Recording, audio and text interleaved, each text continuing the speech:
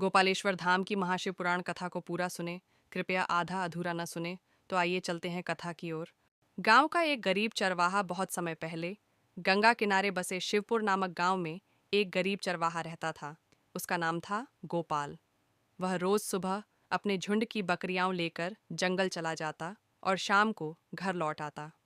गोपाल बड़ा ही भोला था, पर उसका मन बहुत पवित्र था। वह अक्सर सोचता, भगवान सबकी सुनते हैं, लेकिन मेरे पास पूजा करने के लिए न फूल हैं न प्रसाद, फिर कैसे पूजा करूं? एक दिन गांव के पंडित जी ने घोषणा की, भाइयों और बहनों, कल से कार्तिक मास आरंभ हो रहा है। जो इस महीने शिवजी की पूजा करेगा उसका जीवन धन्य हो जाएगा। ये सुनकर गोपाल के मन में भी शिवजी की पूजा करने की इच्छा जागी, पर वह उदास हो गया।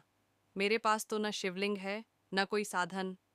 रात को वह नदी किनारे बैठा तारों भरे आकाश को देखता रहा। अचानक हल्की हवा चली और उसे लगा जैसे कोई कह रहा हो, भक्ति में साधन नहीं, भावना चाहिए। गोपाल ने निश्चय किया कि वह अपने मन से शिव जी की पूजा करेगा। अगली सुबह वह जंगल गया। वहां एक चिकनी चट्टान पर उसने मिट्टी से एक छोटा सा शिवलिंग बनाया। पास की नदी से जल लाकर उसने उस पर चढ़ाया, बेल के कुछ पत्ते तोड़े और बोला, हे भोलेनाथ, मेरे पास धन नहीं, केवल यह जल और पत्ते हैं, पर मेरा मन सच्चा है।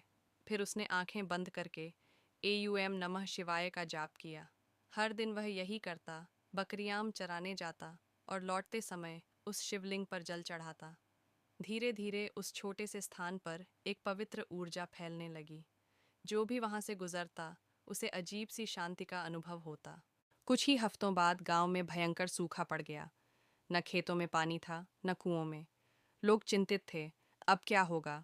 गोपाल रोज की तरह जंगल गया और भगवान शिव से बोला, भोलेनाथ, मेरे गांव पर दया करो। लोगों के बच्चे भूखे हैं, खेत सूख गए हैं। उसकी आंखों से आंसू गिर पड़े। उसी क्षण आसमान में बादल छा गए और तेज बारिश शुरू हो गई। गांव वाले दौड़कर जंगल पहुंचे और देखा, गोपाल मिट्टी के शिवलिंग के सामने हाथ जोड़कर खड़ा था। सभी ने समझ लिया, यह चमत्कार उसकी सच्ची भक्ति का फल है। उस रात गोपाल को स्वप्न आया। भगवान शिव उसके सामने प्रकट हुए, त्रिशूल और डमरू के साथ। उनके चेहरे पर मंद मुस्कान थी। शिव बोले, गोपाल, तुम्हारी भक्ति ने मुझे प्रसन्न कर दिया। तुमने कार्तिक मास में बिना किसी स्वार्थ के पूजा की है। तुम्हें धन, यश या राजपाट नहीं दूंगा, पर मैं तुम्हें अटल संतोष दूंगा, जिसे पाने के बाद मनुष्य सदा सुखी रहता है। गोपाल ने झुककर प्रणाम किया और आंसू भरकर बोला, प्रभु, यही तो मैं चाहता था, मन की शांति। कुछ वर्षों बाद जब गोपाल इस संसार से गया, तो लोगों ने कहा कि उसकी आत्मा कैलाश चली गई। गांव के लोग हर कार्तिक मास में उसी स्थान पर शिवलिंग बनाकर पूजा करने लगे। धीरे धीरे वह स्थान गोपालेश्वर धाम कहलाया। कहते हैं, वहां आज भी जब कोई सच्चे मन से एयूएम नमः शिवाय बोलता है, तो हवा में हल्की सी घंटियों की ध्वनि सुनाई देती है, मानो भगवान शिव स्वयं वहां उपस्थित हों। भक्ति में धन नहीं, भावना चाहिए।